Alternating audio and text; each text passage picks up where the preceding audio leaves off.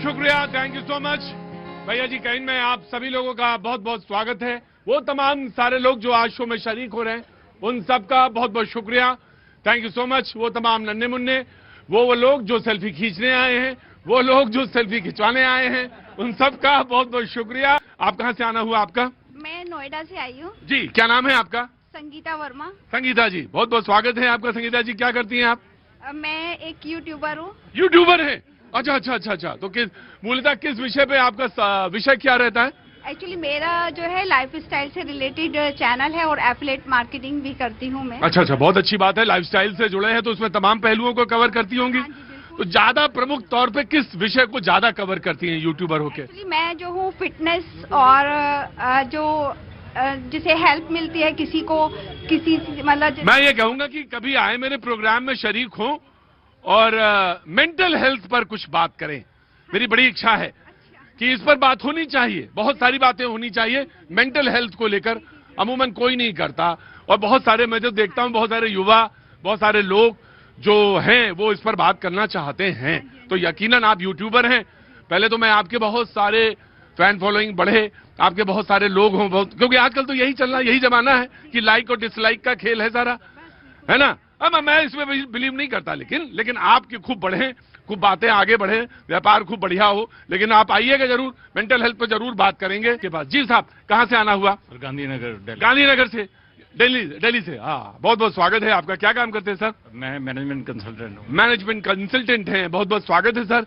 जरूर आइए, कुछ बोलना चाहेंगे शो में तो बोलिएगा। आप मेंटल हेल्थ की बात कर रहे थे। हाँ, मेंटल हेल्थ पे बात कर रहा था मैं। My brother is a psychologist, वो वही प्रोफेसर है वैसे बेसिकली। तो उनको कभी भेजिए शो में और वो आए, हम या तो उनका नंबर देके जाइएगा, मुझे नंबर देके जाइएगा तो मैं उनको बुलाऊंगा। शोज में आते रहते हैं। हाँ, तो मैं जरूर बुलाएं उनको, आए वहां पे और बोले, मेंटल हेल्थ पर जरूर बोले। हाँ हाँ जी, अरे जी, नमस्ते नमस्ते। क्या हुआ? किसी और को बुलाने लगे। अच्छा, वो क्या हुआ? क्या इनको बोलना है आई लव यू? हाँ बेटा, क्या नाम है तुम्हारा? हमारा नाम सर गणेश दुबे सर। मैं हाँ, पर्यावरण एक मिनट को, क्या नाम है तुम्हारा?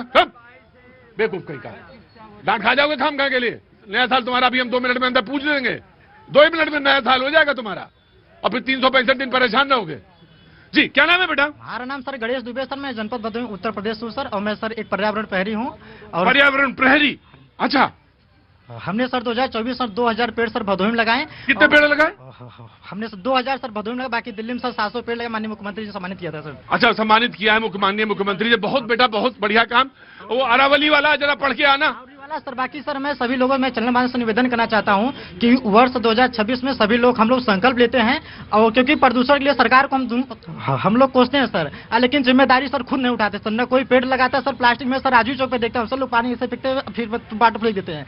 मैं सभी से करबद्ध मैं निवेदन करना चाहता हूँ कि पहले खुद सजग होइए, और हम लोग तभी माने सब प्रदूषण युक्त बना पाएंगे सर। बहुत अच्छा काम कर रहे हो गणेश जी, बहुत बहुत स्वागत है आपका और बहुत ही अभिनंदन है आपका।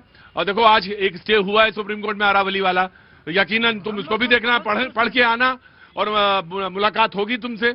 और जब भी आओ तो कोई जानकारी लेके आओ, पर्यावरण पे बोलो, जरूर जरूर बोलो। चिंता की जरूरत भी है। लेकिन एक बात हुई मनरेगा में, जब बात हुई तो जो विकसित भारत जी राम जी हुआ, उसमें पर्यावरण का हिस्सा भी जोड़ा, विस्तार दिया पंचायत तक। तो बहुत सारी जानकारियां हैं, उन जानकारियों को शेयर करिए। कहां से आना हुआ आपका?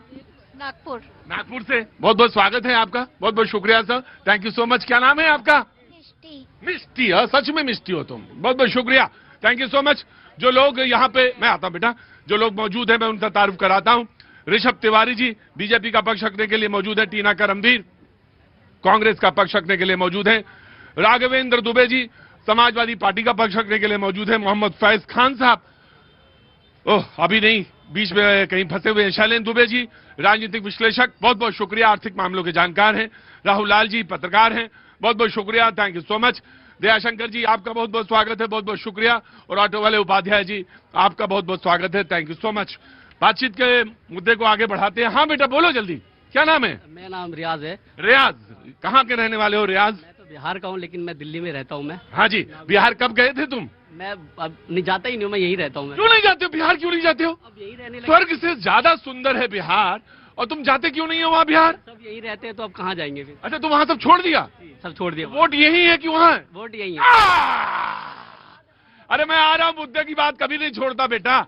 मैं आ रहा हूँ, वापस लौट के आ रहा हूँ। रियाज, तुम्हारी मन में कोई बात है? यकीनन यकीनन यकीन। रियाज, मेरी बात सुनो बेटा। मैं तुम्हारी बात, तुम मेरे बारे में कहना चाहो, कुछ बात कहो कहो, लेकिन मैं तुम्हारे पास सिर्फ ये बात कहने आया था, पूछने कि मैं अपने काम की बात पे बहुत ध्यान रखता हूँ, लेकिन तुम्हें बहुत सारी शुभकामनाएं नए साल की। तुम दो, मैं तुम्हारी बात तो सुन ही लूंगा। मैं पहली बार मैं किसी न्यूज चैनल के सामने ऐसे इंटरव्यू दे आपके सुनने आ रहा हूँ। मैं पहले न्यूज में देखता था आपको, तो ऐसा लगता था कि आप बहुत एजेड और बहुत ज्यादा बुढ़े टाइप के दिखते हो, लेकिन आज पहली बार मैंने आपको देखा तो इतने स्मार्ट, और मैं देख के चौंक गया कि आप ऐसे दिखते भी हो। मैं रियल में बहुत आपको सोचता था कि ज्यादा एजेड है, हर जगह घूमते हैं, लेकिन आपको आपका जो हेयर स्टाइल है, आपका पर्सनैलिटी जबरदस्त जी। ऐसा दिख रहा भाई साहब, दिख के दिल खुश हो रहा अपना भी सच में। ये जो है, ये समय ही ऐसा है, दिखे कुछ। अरे कैसे हो भैया? ठीक है सर। कुछ नया बनाए? हाँ सर, एक भोजपुरी रैप बनाए हैं। भोजपुरी? देखो ये जो लोग बैठे हैं, ये बड़े मेहमान है, बड़े काबिल मेहमान हैं। ये सोच रहे होंगे कि ये पता नहीं यहाँ बुला ले या ठंडक में बैठा ले हुए हैं। 48 डिग्री की गर्मी में भी बुला लेते हैं और 5 डिग्री में भी बैठा देते हैं बाहर, और मतलब ये पोल्यूशन कम हो जाए। हाँ भैया सुनाओ, क्या भोजपुरी रैप क्या बनाया है? सुनाओ। माँ के ऊपर में रैप। माँ के ऊपर रैप बनाया है। अरे अंदर आ जा बाबू, आजा अंदर आ जा। ये ऑटो चलाते हैं, कभी कभी मेरे शो में आ जाते हैं। क्या नाम है तुम्हारा? राजेश।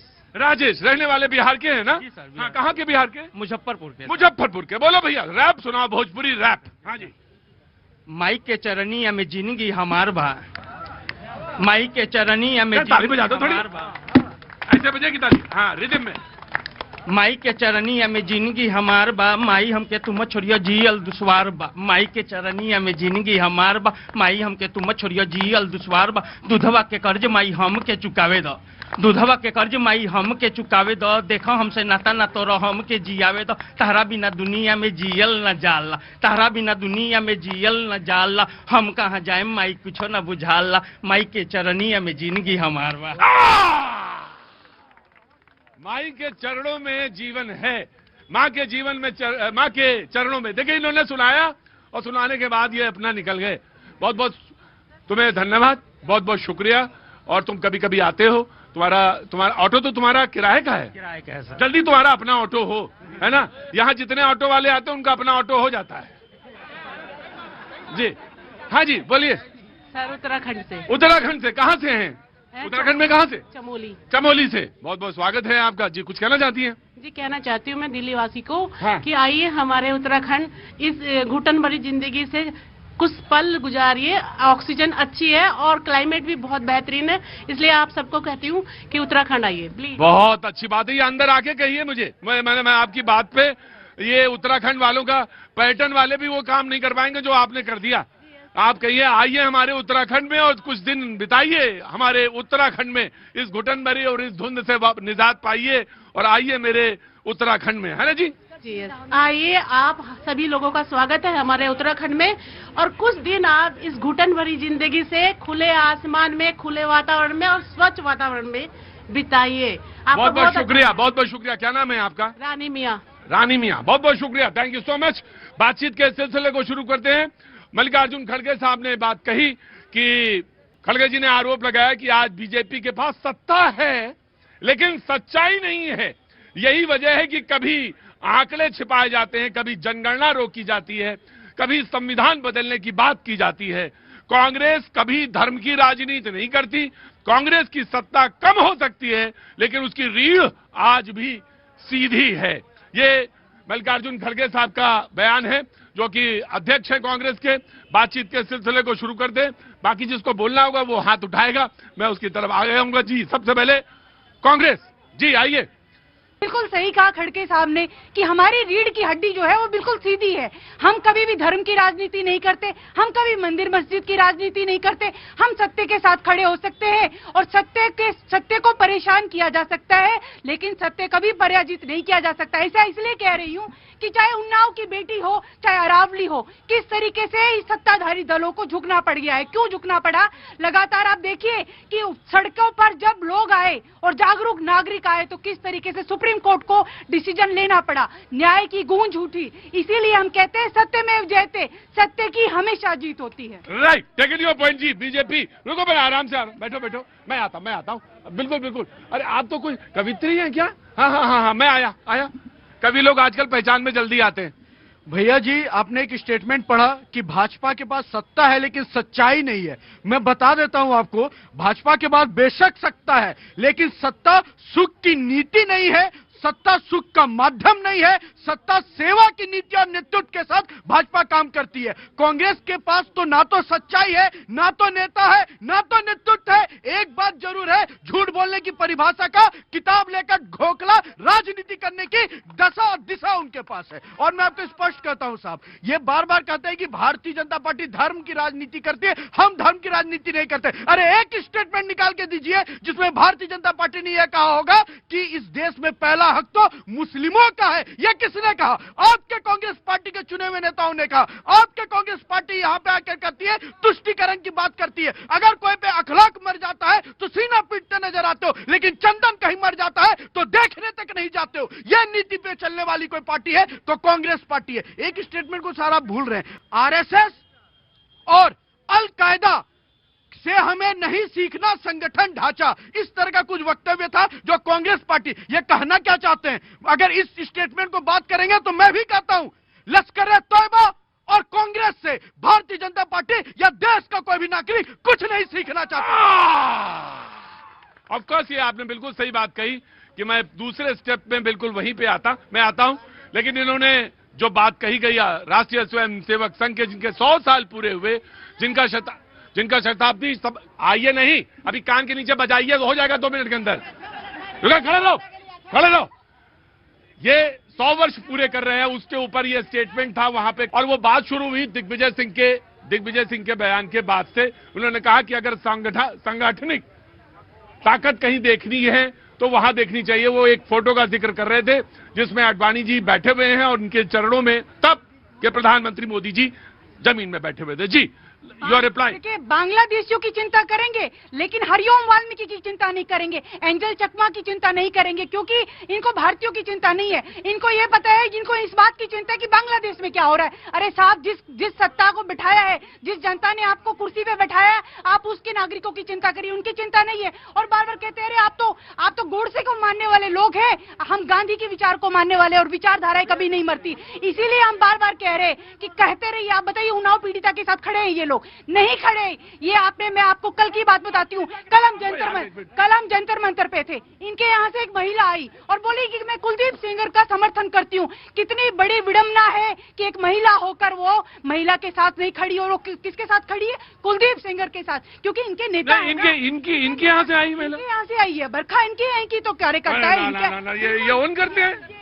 भैया जी, कांग्रेस वाले प्रवक्ता, महान प्रवक्ता ने कहा कि इनको बांग्लादेशियों की चिंता है। अरे चिंता तो हमें राहुल गांधी की भी है, और इसलिए चिंता है कि वो स्वस्थ रहे, लंबा विपक्ष में रहना है। और इसलिए भी चिंता है कि जिस तरह की वो झूठी देश को तोड़ने वाली राजनीति, भारत जोड़ो निकालकर देश तोड़ो नीतियों पर चलने वाली कांग्रेस की भी हमें चिंता है, क्योंकि हम लोकतंत्र में विश्वास करते हैं। और लोकतंत्र में विश्वास इसलिए करते हैं कि अगर विपक्ष खड़ा होकर सवाल उठाता है तो आपातकाल नहीं लगाते। और मैं कहता हूं, गांधी की विचारधारा पर हम चलते हैं। इसके लिए गांधी का मतलब पता है जनाब क्या है? गांधी जी की विचारधारा बस इतना है कि गांधी टाइटल लगाओ और सत्ता सुख पाओ। गांधी जी की विचारधारा हमने देश में नीतियों को लाया, हम उनके स्वच्छता के लिए क्रांति लेकर आए, हम अंतिम व्यक्ति के विकास को लेकर आए, हम एक एक नागरिक की सोचे, शौचालय तक की जो सोच नहीं पाई, महिलाओं की बात करती है। अरे लोटा लेके जब बहनें निकलती थी उसकी चिंता 70 साल में याद नहीं आई, वो किसी ने याद किया तो Bharatiya Janata. Right, taken your point. जी, मैं पहचान नहीं पाया, पहले माफी चाहता हूँ। जी बेटा, आ रहा हूँ मैं, तो धैर्य रखा करो। रंजीता सिंह, अभी हमारी कांग्रेस की प्रवक्ता ये कह रही हैं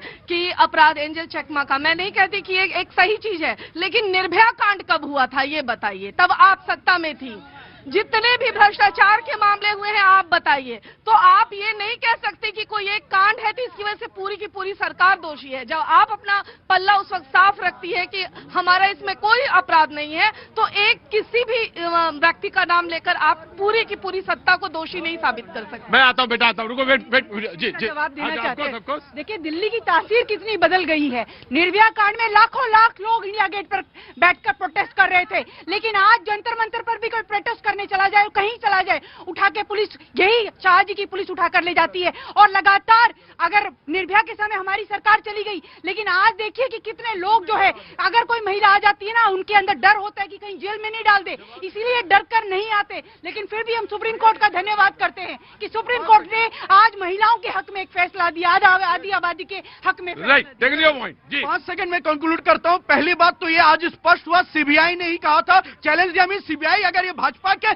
कहने पे चलती है, मीन भाजपा तो चाह रही थी ना सुप्रीम कोर्ट में सुनवाई हो, तब तो मान लीजिए। दूसरी बात ये कहते दिल्ली की सड़कों पे लोग अब नहीं नजर आते। अरे इट मीन्स सरकार पे विश्वास करते हैं कि गलत हुआ है तो ये सरकार निष्पक्ष रूप से साफ करेगी। और आपके समय में ना सरकार पे विश्वास था, इसीलिए लोग सड़कों पे थे और आपको उखाड़ फेंका था। Right, take your point. Samajwadi party ji, आइए।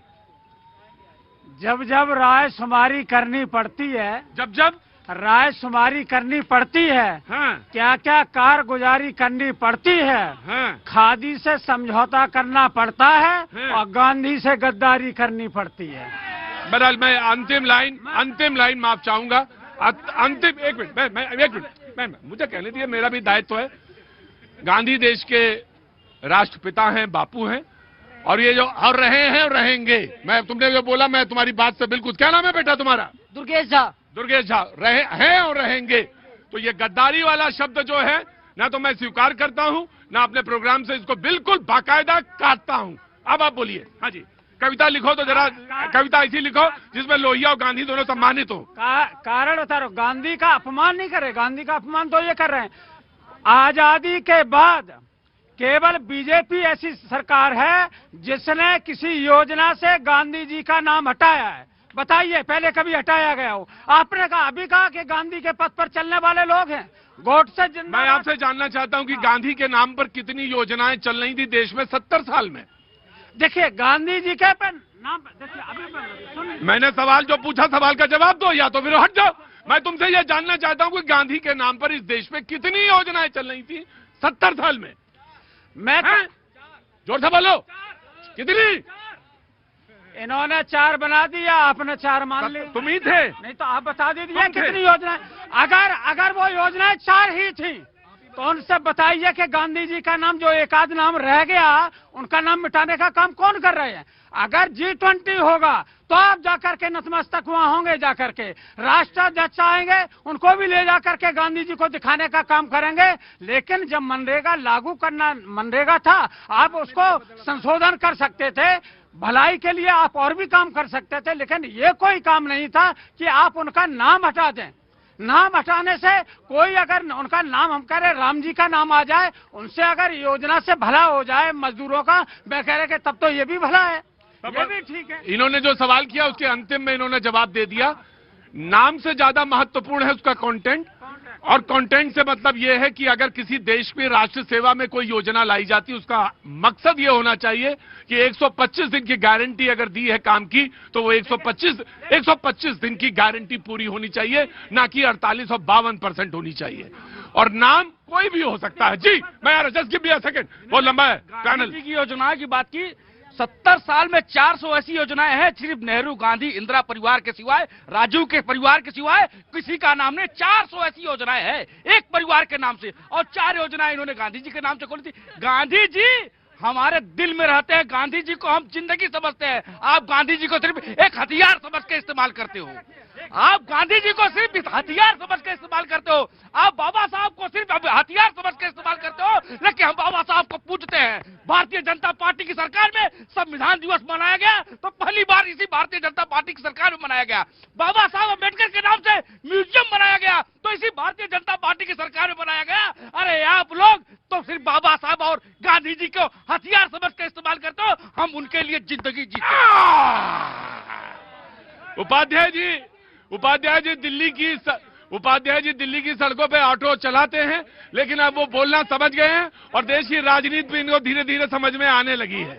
बेटी की बात है साहब, हाँ बेटी की बात है, बेटी की बात है। हाँ। तो बेटी है वो भी हमारे लिए थी, और बंगाल में जो बेटी थी वो भी हमारी बेटी थी। आप प्रदेश के नाम पर, राज्य के नाम पर बेटियों को बांट क्यों देते हो? भारत की बेटी है। अगर वो जो है मिल्कीपुर में एक दलित बेटी का बलात्कार हुआ तो आपने उस पर आवाज नहीं उठाई, क्योंकि वो मोईद खान था, इसलिए आप लोग चुप रहे। लेकिन आपने उस पर आवाज नहीं उठाई। बंगाल में बेटी के साथ अन्याय हुआ, आपने उस पर आवाज नहीं उठाई। आप सिर्फ सरकारें देख करके जो है आवाज उठाते हो। ये तुष्टीकरण की राजनीति सिर्फ आपको आती है, हमको नहीं आती है। हम तो बेटियों का सम्मान करते हैं और करते रहेंगे। राइट, आइए प्लीज, आइए जी, वेरी गुड जी। देखिए, तुष्टीकरण की राजनीति की बात हो रही है यहाँ पे। अभी भारतीय जनता पार्टी के प्रतिनिधि ने भी भाई आराम से नहीं sir, you don't have to fight. ना सर, फाइट नहीं करना है, मैं आ रहा हूँ, व्हाइट शर्ट आ रहा हूँ जी। कह रहे कि अभी तुष्टीकरण की राजनीति की बात हो रही थी और बीजेपी के प्रतिनिधि ने भी एक बयान गलत कोट किया, स्वर्गीय मनमोहन सिंह जी का बयान।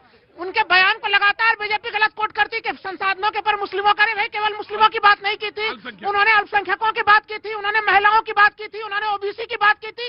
ये पूरा लाइन था। तो देख लीजिए लाइनों को कैसे गलत ढंग से रखा जाता है। और इसी से देखिए प्रमाणित जो खड़गे जी का बयान है कि सत्ता किसके पास है और सच्चाई किसके पास है। मैं एक गंभीर उदाहरण दूंगा आपके कार्यक्रम में सर। आप देखिए कि हमारे अर्थव्यवस्था का ग्रोथ रेट है 8.2% इस समय, और ये दुनिया की सबसे तीव्र अर्थव्यवस्था की ग्रोथ रेट दिखाई दे रही है। लेकिन उसके साथ ही लगातार वित्त मंत्रालय से सवाल पूछे जा रहे हैं कि 2025 ये जो फाइनेंशियल ईयर बीत रहा है सर, अब तक के शेयर बाजार में फॉरेन पोर्टफोलियो इन्वेस्टर्स ने इतनी निकासी नहीं की जितने इस फाइनेंशियल ईयर में की है। 1,60,000 करोड़ की निकासी वो कर चुके हैं। हमारी मुद्रा लगातार कमजोर हो रही है। तो ये विरोधाभास क्यों दिख रहा है कि आप 8.2% के ग्रोथ रेट के फाइनल एकदम सुपर ग्रोथ रेट में चल रहे हैं और विदेशी लोग पूंजी निकाल रहे हैं। इसके पहले 2022 में निकासी हुई थी 1,21,000 करोड़ रुपया की निकासी।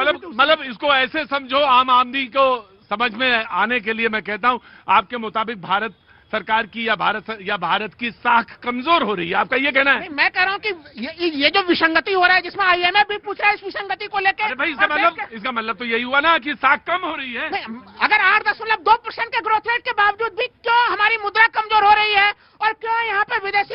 देखिए गुरुजी, आपको मुझसे ज्यादा अर्थतंत्र मालूम है। मैं तो सीधा सवाल पूछ रहा हूँ, आपके मुताबिक साख कम हो रही है? बिल्कुल कम हो रही है। बस टेकन योर पॉइंट जी। यू वांट टू रिस्पॉन्ड जी? रिस्पॉन्ड जी। मुझे बड़ा आश्चर्य होता है जब कोई व्यक्ति अर्थशास्त्र की जानकारी के बावजूद भी ना आधा सच जो कहने का प्रयास करता है। हाँ। अरे भैया, बेसिक सी बात है, मार्केट का साइज कोई ऐसा तो है नहीं कि मेरा मोहल्ला ही मैं कोई चीज उपजाऊ करूंगा और उसी को खाऊंगा। पूरे वैश्विक इतना बड़ा मार्केट साइज है और तुलनात्मक इंडिया के बाहर जो है तमाम देशों में इस तरह का उथल पुथल मची हुई है। तो वो पैसा किस समय के लिए आदमी जमा करता है, जो है इस्तेमाल करने का उनको जरूरत है, वो विड्रॉ कर रहे हैं। जो अब इससे इंडिया की ग्रोथ में तो कोई हैम्पर नहीं दिख रहा। जो GDP टेबल में हम जो पांचवी पोजीशन मेंटेन कर रहे हैं, तो कौन से मानक है भाई? ये सिलेक्टिव हो गए ना, उतना ही वो पकड़ लेना कि भाई फॉरेन। क्या कहेंगे? अरे भाई साहब सुनिए ना, अरे मजबूत हो रही है मैं भारत देश पहली बार जो है 40 देशों के साथ में अपनी मुद्रा में व्यापार करने जा रहा है, तो ये क्या हर्ष का विषय नहीं है क्या? जो तो उससे मुद्रा मजबूत होनी चाहिए थी भाई साहब, ये तो वही जवाब दे रहे हैं केंद्रीय मंत्री जी से जब पत्रकारों ने पूछा। आपको इतनी समझ होनी चाहिए कि ये ओवर द नाइट वाला जो काम नहीं है, इसमें समय लगता है। जो है और जहां तक एक विषय आया था पहले, जो है चिंता की बात तब ज्यादा होती कि अगर विदेशी मुद्रा भंडार भी जो कम होता, वो बहुत ही चिंताजनक बात होती। लेकिन ऑफ कोर्स ये सवाल पूछा जा रहा है कि अगर रुपए कमजोर है तो उसके लिए क्या, लेकिन विदेशी मुद्रा भंडार के बारे में तो आपको मालूम ही है जी। और एक बात और जो बात आई ना, RSS की तुलना की गई जो है उस आतंकवादी संगठन से, तो मुझे हर भारतवासी को जिसने थोड़ा भी समझ रखता हो उसे कष्ट का विषय। नंबर 1, कांग्रेस के पहले अधिवेशन से पहले ये कहते हैं ना RSS अपने हेडक्वार्टर पे झंडा नहीं फहराता। जो है 80 फुट पोल पे जब पंडित नेहरू जी वो झंडा फहराने के लिए उन्होंने प्रयास किया और झंडा जो है वो लटक जाता है। एक युवक भीड़ में से आता है, 80 फुट वाले पोल पे चढ़ता है, झंडे को सही से व्यवस्थित करता है, तब वो बात उठती है इनके अधिवेशन में कि इसको जो सार्वजनिक तौर पे जो सम्मानित किया जाएगा। और जैसे ही पता लगता है कि उसका संबंध संघ से, RSS से है, सम्मान कहाँ जाता है? एक व्यक्ति तो RSS का हर स्वयंसेवक राष्ट्र के झंडे के लिए, राष्ट्र की स्मृतियों के लिए समर्पित है। हाँ, एक विमर्श का विषय हो सकता है कि कौन सा मतलब जो झंडा होना चाहिए, क्योंकि तमाम जो Congress. Take your point ji sir, आइए जी। लास्ट है हमारे, उसके बाद पैनल ओपन है जी। बिस्मिल्लाहिर्रहमानिर्रहीम। भारत माता की वंदे। देखिए, एक बात स्पष्ट समझिए, आरएसएस की तुलना किसी आतंकवादी संगठन से करना बिल्कुल गलत है। आरएसएस की स्पष्ट मान्यता है, नमस्ते सदा वत्सले मातृभूमे त्वया हिंदू भूमे सुखम वर्धितोहम महामंगले पुण्य भूमे तदर्थे पतत्वे शिकायो नमस्ते नमस्ते। आरएसएस ये सिखाती है कि इस धरती का खाओ तो इस धरती को प्रणाम करो, इस धरती का पियो तो इस धरती को सलाम करो, ना कि आतंकवादियों की तरह बम बांधकर फट जाओ। और मैं आज कांग्रेस को लाख टके की सलाह दे रहा हूं फ्री में, खुद से चलकर नहीं ये तर्ज सुखन आया है, पांव दाबे हैं बुजुर्गों के तो ये फन आया है। बीजेपी ही नहीं, आरएसएस ही नहीं, सारी दुनिया के लोग डॉक्टर हेडगेवार और गुरुजी गोलवलकर जी का नाम जानते हैं, लेकिन किसी कांग्रेसी से पूछो आप हार्डीकर जी का नाम जानते हैं तो नहीं जानते हैं, जिन्होंने 1923 में सेवा दल की स्थापना की थी। यदि अपने बुजुर्गों के पांव दाबे होते, जैसे बीजेपी और आरएसएस वालों ने गोलवलकर जी के आदर्शों पर चले, लेकिन आज सेवा दल कहां है? सेवा दल खत्म हो चुका है, इसलिए कांग्रेस भी खत्म हो रही है। जब तक आरएसएस है, जब तक आरएसएस है, उसका अनुशासन है, बीजेपी जीवित रहेगी। और आपने अपने बुजुर्गों को समाप्त कर दिया। अरे क्या सब राज्यों में अंडा अंडा अंडा हो गए? अरे यार, आपके पक्ष में बोल रहा हूँ बात, उसको सलाह ले लो, आपके हित में कह रहा हूँ ये बात, थोड़ी सलाह ले लो, हर कोई नहीं देगा। स्वयंसेवक किसे का? स्वयंसेवक सुनते ही साथ क्या याद आता है? आरएसएस का स्वयंसेवक है। अरे भाई, सेवा दल के सदस्य को भी स्वयंसेवक कहते थे। वो सब कुछ आपने समाप्त कर दिया। नॉर्थ ईस्ट के एक बच्चे को उत्तराखंड में मारा गया, मैं इसकी निंदा करता हूं, लेकिन आरएसएस ही वो है जो नॉर्थ ईस्ट में जाकर ये बताता है, वनवासी कल्याण आश्रम चलाता है, एकल विद्यालय चलाता है कि दिल्ली का बच्चा और पूर्वोत्तर भारत का बच्चा एक है। यदि माता वैष्णो देवी का महत्व है तो कामाख्या देवी का भी महत्व है। यदि रानी लक्ष्मीबाई स्वतंत्रता संग्राम सेनानी है तो रानी गिडाल्यू भी स्वतंत्रता संग्राम सेनानी है। यदि मगध का महत्व है तो अहोम का भी महत्व है। ये आरएसएस बताता है। क्षमा चाहूंगा, कांग्रेस या फिर आम आदमी पार्टी या दूसरे दल नहीं बताते। जी, कांग्रेस जो आराम से जो इतिहास पर भाषण दे रहे हैं, वो उनके पूर्वज इतिहास से भाग रहे थे, ये सच्चाई है। और देश के नागरिक जान ले, आज तक ये इस बात को बता नहीं पाए हैं, आज ये इतिहास गढ़ रहे हैं। बताइए, झूठ मूठ कुछ भी बोलते रहिए, लेकिन सच्चाई ये है कि अगर आप मानने वाले हैं तो भागवत जी की बात सुनिए ध्यान से। वो तो कहते हैं घमंड मत करिए, अपने आप को भगवान मत समझिए। वो किसको कह रहे हैं? वो देश के प्रधानमंत्री को कह रहे हैं घमंड मत करिए। अगर आप सत्ता में है, अगर आप सत्ता में तो दीजिए अंकिता भंडारी को न्याय, दीजिए अंकिता भंडारी को, एंजल को दीजिए न्याय दीजिए हाथरस की बेटी को, न्याय दीजिए उन्नाव की पीड़िता को, और न्याय दीजिए उन समस्त महिलाओं को जो आदि आबादी को रिप्रेजेंट करती है। मैं आया भैया जी, दोनों बात पे आता हूँ। सत्य और सच्चाई, सत्ता सच्चाई कहा तो मैं उस पर भी बता देता हूँ। सत्ता थी कांग्रेस की, सच्चाई थी आपातकाल। सत्ता थी कांग्रेस की, सच्चाई थी नरसिंहार 1983 का। सत्ता थी कांग्रेस की, सच्चाई थी एम्स की संख्या न बढ़ाना। सत्ता थी कांग्रेस की, सच्चाई थी युवाओं का गला घोटना। सत्ता थी कांग्रेस की, सच्चाई थी महिलाओं को शौचालय तक की चिंता नहीं करने देना। सत्ता थी कांग्रेस की, सच्चाई थी परिवारवाद की जननी को स्थापित करना। सत्ता थी कांग्रेस की, सच्चाई थी कांग्रेस की कि जहां भी आवाज उठे उसको दबाना। और मैं कह रहा हूं सर, संग जो कह रहे हैं ना, चुल्लू भर पानी ले ले और उसमें डूब के अपना चेहरा देख ले। कांग्रेस संघ की टंकी भर के बराबर कांग्रेस नहीं है। और ये मैं स्पष्ट इसलिए कहता हूं कि संघ वो विचार की यात्रा है जहां पे राष्ट्र प्रथम, नागरिक की सेवा प्रथम, सेवा भाव से चलता है। और मैं एक में फैज खान भाई को इसलिए कोट करना चाहूंगा, बिल्कुल सच है सर। क्या मतलब प्राण त्यागने वाले हो क्या अभी? नहीं, अगर प्राण त्यागने वाले तो रुकना अभी। बिल्कुल सच है सर। और कहीं ट्रेन छूट, कहाँ के रहने वाले हो? बिहार में कहाँ के? बिहार मोतिहारी जिला। ठंड नहीं लग रही तुम्हें? ठंड नहीं लग रहा है। बिहार में कहाँ के हो? मोतिहारी जिला। अच्छा, तो एक काम करो, मोतिहारी से होके आओ वापस। सच है सर। वनवासी कल्याण आश्रम हो, विकास भारती हो, सेवा भारती हो, इन सब का काम है जन कल्याण का। और एक बात मैं कह रहा हूँ, लश्कर तौबा का हाथ खून के साथ, कांग्रेस का हाथ खूनियों के साथ, यही संबंध है। बस ये फिर आप ये भाजपा तो झूठ पर टिकी हुई पार्टी है। अब मैं ऐसा इसलिए भाई सुना, दूसरे की भी बात सुननी चाहिए। नहीं, भाजपा झूठ पे इसलिए टिकी हुई है, झूठ की राजनीति करते हैं। आप बताइए, उन्नाव की पीड़िता के आंसू किसने पूछे? Leader of opposition. और मुझे ये कहते हुए गर्व हो रहा है कि राहुल गांधी जी, चाहे वो हाथरस की बेटी हो, चाहे अंकिता भंडारी हो, उन समस्त लोगों के साथ खड़े हैं। इसीलिए यही फर्क है, वो सब पीड़ितों के साथ खड़े। आज युवाओं को नौकरी नहीं दे पाएंगे। इसीलिए जिस दिन जैन जी जागरूक हो जाएंगे तो आपकी कोई सत्ता नहीं बचने वाली। और याद रखिए, वोट चोरी का जो ये पर्दाफाश किया है, जिस दिन वोट चोरी पर सड़कों पर लोग आगे तो सत्ता नहीं रहेगी। आप right, you have to wait जी।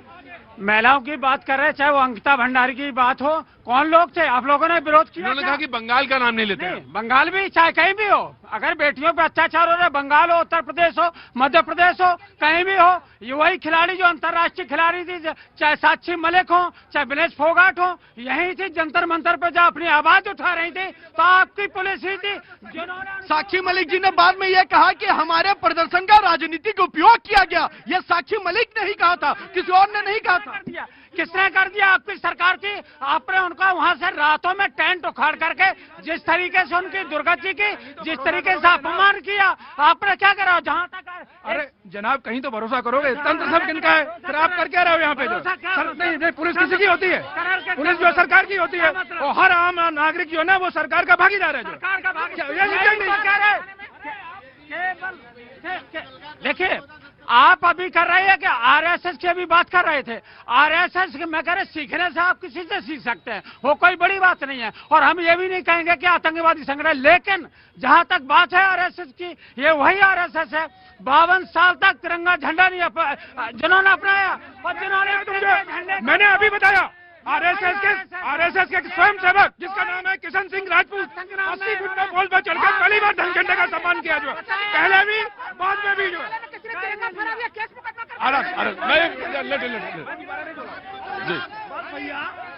मैं एक छोटा सा टेक्निकल पॉइंट बता दूं। लगातार ये कहा जाता है कि आरएसएस ने तिरंगा झंडा नहीं फहराया। कांग्रेस के शासन काल में 2002 तक प्राइवेट संस्थानों में तिरंगा फहराना दंडनीय अपराध था। आम व्यक्ति अपने घर में तिरंगा नहीं फहरा सकता था। नवीन जिंदल जी ने केस लड़कर सुप्रीम कोर्ट में आम व्यक्ति को तिरंगा फहराने का अधिकार दिया और तब से तिरंगा फहर रहा है। अभी नवीन जिंदल भाजपा के सांसद हैं। मैं राहुल गांधी जी से एक निवेदन करना चाहूंगा, कमलनाथ जी आपके बुजुर्ग हैं, खड़गे जी आपके बुजुर्ग हैं, जब ये आए तो उनमें हेलो कमल क्या हाल है ये नहीं बोले। खड़गे जी आए तो सम्मान से उठकर उनको अपनी कुर्सी दें, ये सलाह है उनके लिए, तब ये पार्टी चलेगी। प्राइवेट संगठन नहीं था, सांस्कृतिक संगठन है आरएसएस, बता रहा हूँ। और पहले उन्होंने नहीं करा और कोई सरकारी नहीं है भैया, वो सिर्फ सरकारी संस्थाओं में फैलाया जा सकता था। उनके अंदर का सफाई कब जाग जाए जो आप भरोसा नहीं किया जा सकता। कुछ पढ़ के आया करो, अध्ययन करके आया करो भाई। राइट, ना भाई, ये गुच्छा ना बनाए, ये कांग्रेस जी।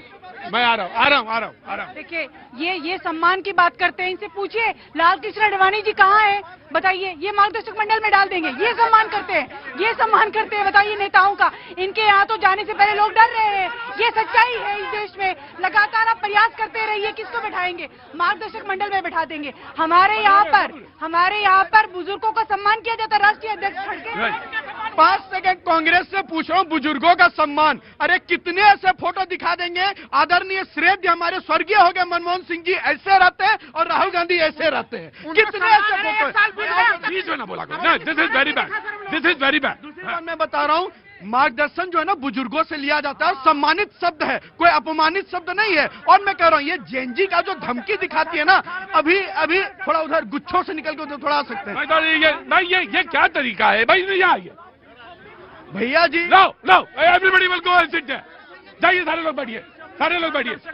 भैया जी, ये जेनजी का धमकी दिखाते हैं कि जेनजी जाग गई। जेनजी जागा हुआ है पहले से। एक जेनजी खड़ा होकर आपकी हैंडसमपन की तारीफ करके गया। वो क्यों किया साहब? टीवी में जो दिख रहे हैं, रियल में जो दिख रहे हैं, कंपेयर करना आता है। इतिहास जानकर सच्चाई की नीतियों को समझना जेनजी को आता है। हाँ, इसलिए जो मीडिया दिखा रहा है वो सत्य नहीं है। धरातल पर जाइए, धरातल पर जाइए। लोटा लेकर लड़की औरतें जा रही है ग्रामीण क्षेत्रों में और पूछ रही है कहाँ है आपका शौचालय और कहाँ है मनरेगा में जो उनको रोजगार मिलता था, आपने वो रोजगार भी छीन लिया, सब कुछ छीन लिया। चाहे कांग्रेस हो या बीजेपी, आरएसएस, किसी भी संगठन के आतंकवादी संगठन से तुलना नहीं कर सकता, लेकिन मुझे अभी भी दुख है कि भाजपा सवाल उठा रही है इसके ऊपर। अरे इनके मंत्री, केंद्रीय मंत्री रवनीत सिंह बिट्टू ने राहुल गांधी को नंबर 1 आतंकवादी कर दिया था।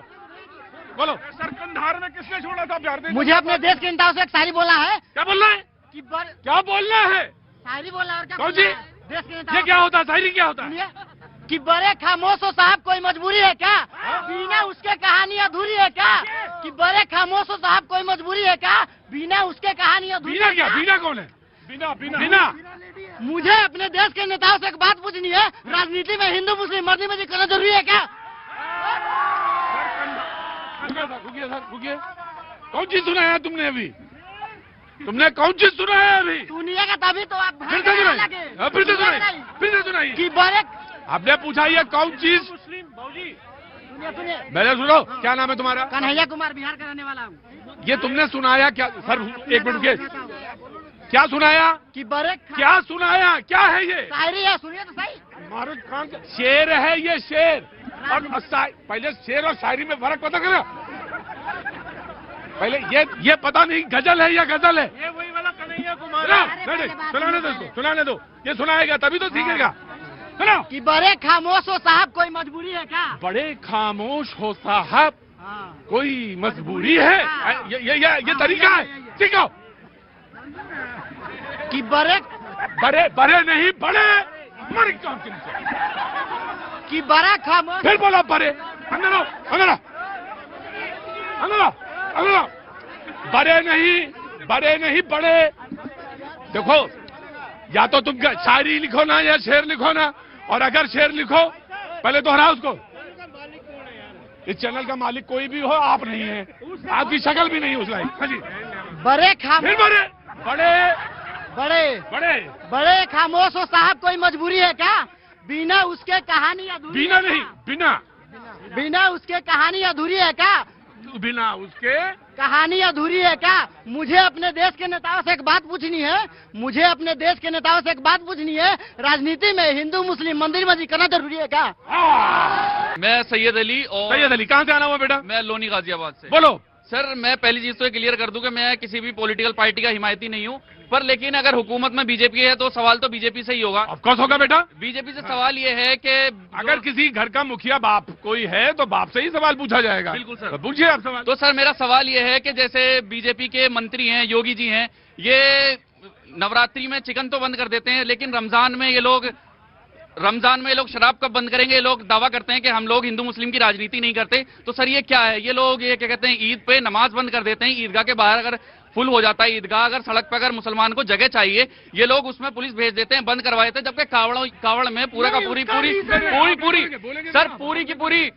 पूरी सड़क लॉक कर दी जाती है। तो सर हिंदुस्तान के नागरिक तो हम भी है ना, हम भी तो बराबर के शहरी है ना, तो हमारे साथ ऐसी नाइंसाफी क्यों? ठीक है, मैं इसमें इनसे जवाब इसलिए नहीं ले रहा हूँ, जवाब आपका इसलिए ले रहा हूँ क्योंकि ये जनता है, इसके बीच में विद्वेष नहीं होना चाहिए। सवाल पूछने का सबको हक है और बराबर। कहाँ चले गए चाचा कहाँ चले गए?